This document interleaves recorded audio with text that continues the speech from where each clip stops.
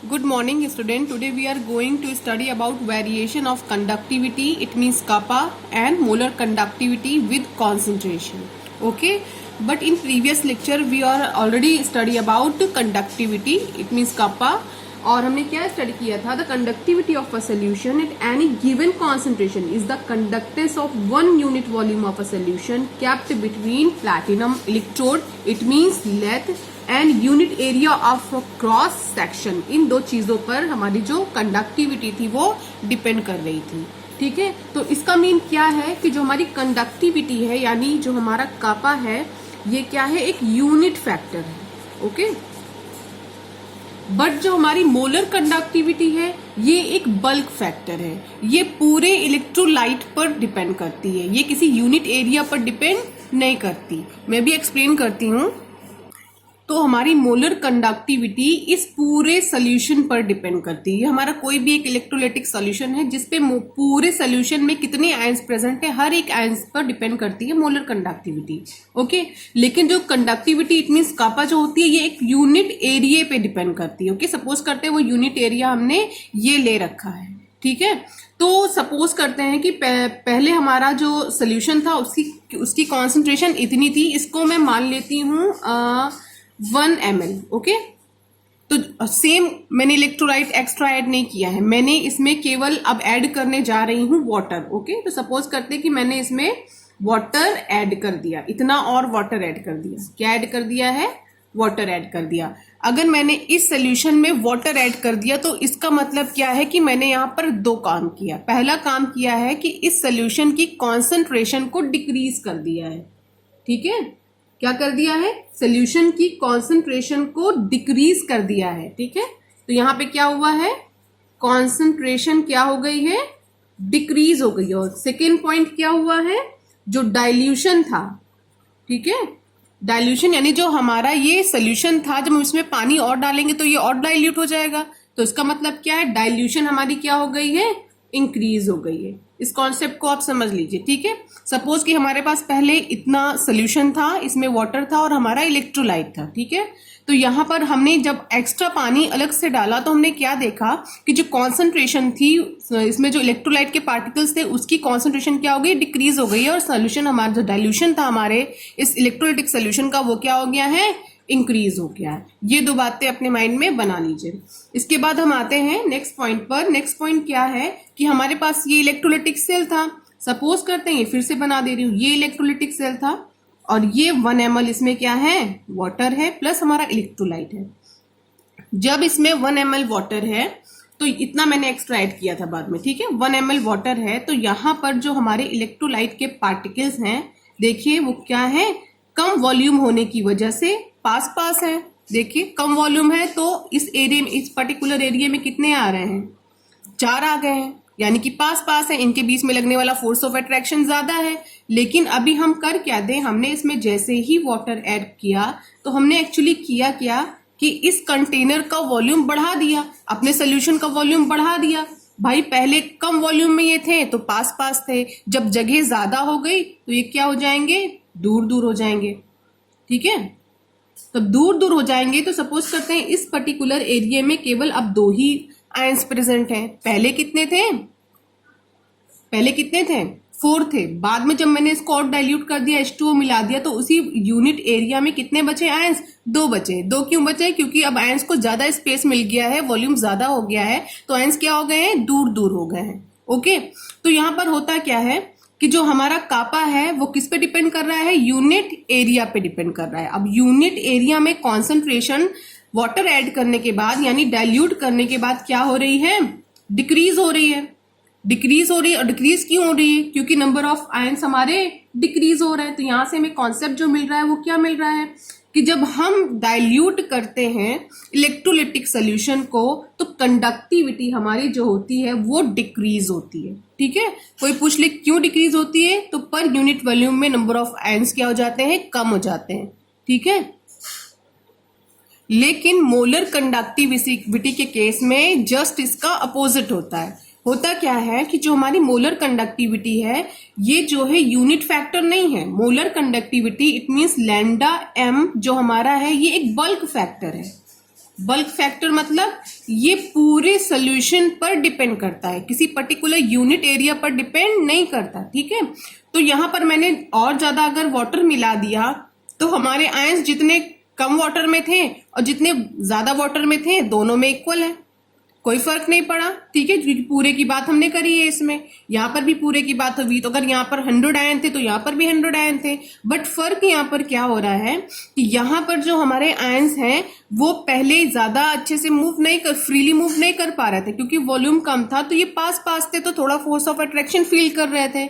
जब हमने वॉल्यूम बढ़ा दिया, थोड़ा और पानी डाल दिया, तो इनको स्पेस ज्यादा मिल गया, अब ये बहुत ज्यादा फ्रीली मूव कर पा रहे हैं। तो जब हम डाइल्यूट करते हैं अपने सोल्यूशन को, तो जो हमारी मोलर कंडक्टिविटी होती है वो क्या होती है, इंक्रीज होती है, ठीक है। क्या करने पर, डाइल्यूट करने पर, ठीक है, डाइल्यूट करने पर मोलर कंडक्टिविटी इंक्रीज होती है। और डाइल्यूट करने पर हमारी जो कंडक्टिविटी कापा क्या होती है, डिक्रीज होती है। क्या होती है, डिक्रीज होती है डाइल्यूट करने पर। ओके स्टूडेंट, अब इस कॉन्सेप्ट को हम लोग दो तरह के इलेक्ट्रोलाइट में स्टडी करेंगे। एक होगा हमारा स्ट्रॉन्ग इलेक्ट्रोलाइट, ठीक है, फर्स्ट वन इज, सेकेंड में हम स्टडी करेंगे वो होगा हमारा वीक इलेक्ट्रोलाइट। ओके स्टूडेंट, लेकिन उससे पहले हम इसे रिवाइज कर लेते हैं। तो lambda m is a bulk factor which is depend in the entire area of beaker, where as conductivity is a unit factor which is depend only a particular area.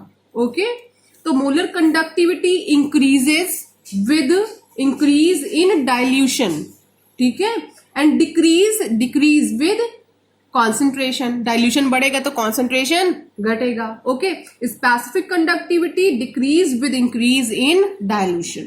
ये आपको अपने माइंड में बनाकर रखना है। ओके, तो student next one is limiting molar conductivity. ये क्या होता है, तो हमने अभी अभी स्टडी किया है कि जैसे जैसे हम कॉन्सेंट्रेशन डिक्रीज करते हैं या फिर डाइल्यूशन इंक्रीज करते हैं, तो हमारा जो मोलर कंडक्टिविटी होता है वो क्या होने लगता है, इंक्रीज होने लगता है। और एक टाइम ऐसा आता है कि हम सोल्यूशन को इतना डाइल्यूट कर देते हैं कि जो हमारा कॉन्सेंट्रेशन होता है वो क्या हो जाता है, जीरो हो जाता है, ठीक है।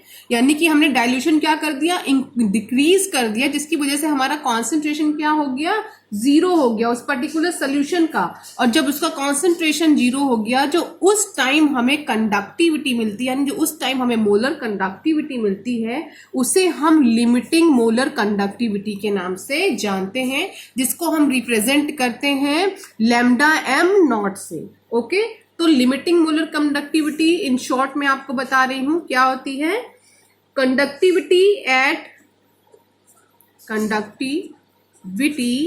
एट इनफाइनाइट डाइल्यूशन या फिर जीरो कॉन्सेंट्रेशन। हमने इतना डाइल्यूट कर दिया है अपने इलेक्ट्रोलाइट को कि कॉन्सेंट्रेशन क्या हो गई, जीरो। तो एट दिस पॉइंट जो मोलर कंडक्टिविटी हमें मिलती है वही कहलाती है हमारी लिमिटिंग मोलर कंडक्टिविटी, ठीक है। अब इसके बाद हमारे पास एक साइंटिस्ट है डेबे हक्कल। ओके, क्या नाम था इनके, डेबे हक्कल। ओके, उन्होंने एक इक्वेशन दी थी, उसी को हम डेबे हक्कल ऑन सैगर इक्वेशन के नाम से जानते हैं, ठीक है। तो according to Debye Huckel Onsager, whenever we are taking a strong electrolyte, the molar conductivity of strong electrolyte is equal to limiting molar conductivity AC minus AC to power half। Okay, ये equation आप NCERT में लिखी हुई देखेंगे, ठीक है। तो यहां पर वेयर एज, यहां पर आप जानते हैं लैम्डा एम क्या होता है हमारा, molar conductivity of any solution. Okay, this one is molar conductivity of any solution, sorry, limiting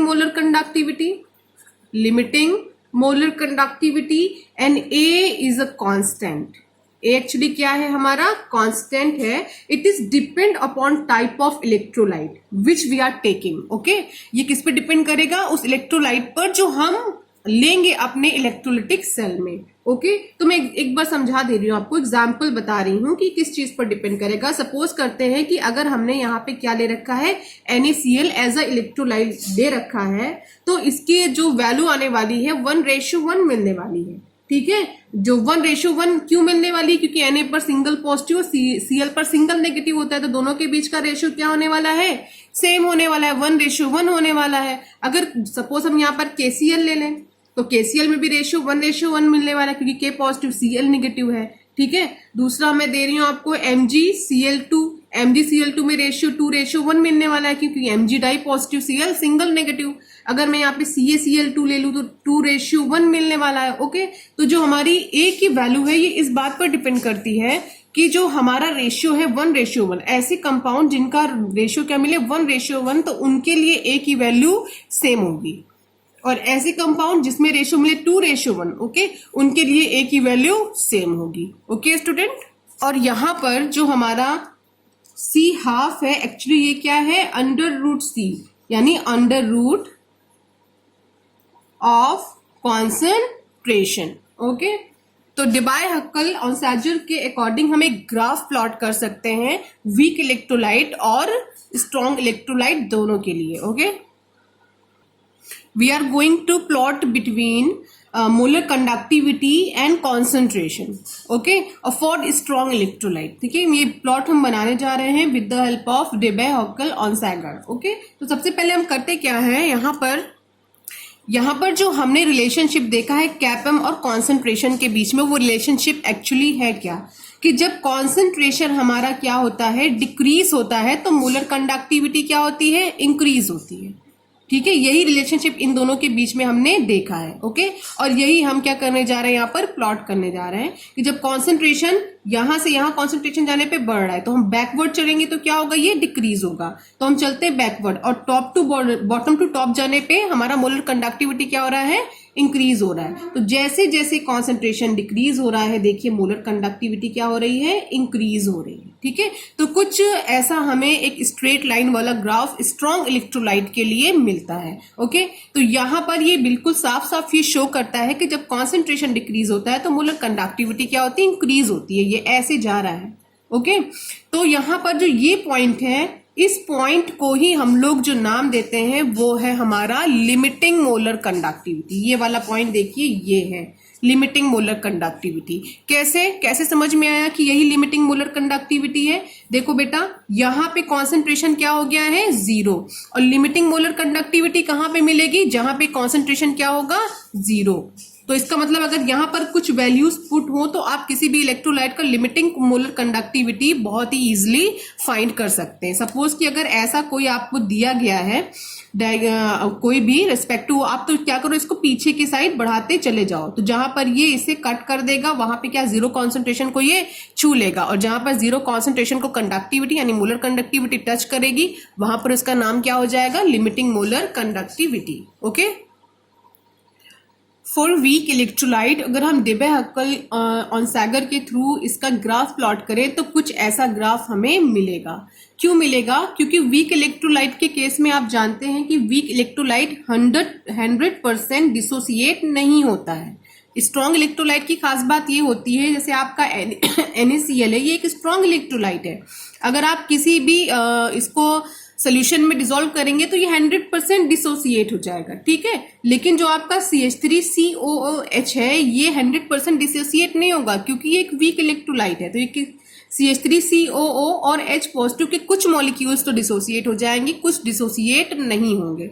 ठीक है, अगर हम सपोज कर लें कि 20% ही डिसोसिएट होता है, इतना आप मान के चलो. ठीक है, तो हम देखें तो कॉन्सेप्ट हमारा क्या कहता है कि हम किसी सोल्यूशन को जब क्या करें, भाई इसमें हमने ले लिया है एक वीक इलेक्ट्रोलाइट, सपोज करो हमने ये ले लिया है, जब हम इसमें H2O ऐड करना स्टार्ट करेंगे तो जो हमारा वीक इलेक्ट्रोलाइट है इसका डिसोसिएशन क्या होगा, बढ़ने लग जाएगा. ठीक है। हम और डाइल्यूट करेंगे तो ये और डिसोसिएट होगा, सपोज 25 हो गया, और पानी डाला तो ये 30 हो गया, और डाला तो 35 हो गया। तो जैसे हम इसको डाइल्यूट करते जाएंगे तो डिसोसिएशन वीक इलेक्ट्रोलाइट का क्या होने लग जाता है, बढ़ने लग जाता है। लेकिन स्ट्रॉन्ग इलेक्ट्रोलाइट का नहीं बढ़ता है। स्ट्रॉन्ग इलेक्ट्रोलाइट तो ऑलरेडी 100% डिसोसिएट हो चुके हैं, हम इससे ज्यादा वो डिसोसिएट नहीं हो सकते। ओके, तो ये केस कुछ यहाँ पर लगा हुआ होता है। तो यहाँ पर जैसे जैसे हम वाटर डालते जाते हैं, डाइल्यूट करते जाते हैं सोल्यूशन को, तो डिसोसिएशन इसका इंक्रीज होता जाता है। तो नंबर ऑफ आयंस भी हमारे क्या हो जाते हैं, इंक्रीज हो जाते हैं। तो इसकी वजह से हमारी मोलर कंडक्टिविटी भी इंक्रीज हो जाती है। ठीक है, लेकिन यहाँ पर आप देखोगे एक मैनर नहीं मिलेगा आपको। इससे पहले जो आपने ग्राफ प्लॉट किया था वो कुछ ऐसा ग्राफ प्लॉट किया था, ठीक है, वहां पर एक सिमिलर मैनर मिल गया था, एक स्ट्रेट लाइन मिल गई थी। यहाँ पर कोई मैनर नहीं मिल रहा है, यहाँ पे कोई स्ट्रेट लाइन भी आपको नहीं मिलेगी। स्टार्टिंग में हुआ क्या है कि जो तुम्हारी लिमिटिंग मोलर कंडक्टिविटी है वो बहुत तेजी से क्या हो गई है, इंक्रीज हुई है। उसके बाद कुछ टाइम के बाद आपने देखा होगा कुछ स्टेबिलिटी ले रही है, स्टेट जा रही है, कुछ स्टेबिलिटी इसने ले ली है। ओके, तो कुछ ऐसा डायग्राम होता है, और सॉरी ग्राफ होता है वीक इलेक्ट्रोलाइट के लिए जब आप उसमें उसको डाइल्यूट करते हो। ठीक है, लेकिन एक बात यहाँ पे बहुत खास बात है कि यहाँ पर मैंने क्या किया था कि जब मैं इसको पीछे के साइड बढ़ाती थी तो ये एक जो पॉइंट मिलता था वो हमारा क्या कहलाता था, लिमिटिंग मोलर कंडक्टिविटी। लेकिन वीक इलेक्ट्रोलाइट के केस में हमें लिमिटिंग मोलर कंडक्टिविटी नहीं मिलती। आप खुद देख लो, आप इसको आगे बढ़ा दो और इसको भी बढ़ाते जाओ, क्या कभी ये एक दूसरे को कट करेंगे? कभी नहीं कट करेंगे। जब कट नहीं करेंगे तो ये सिचुएशन हमें नहीं मिलेगी। ओके स्टूडेंट, बाकी नेक्स्ट पार्ट में। ओके।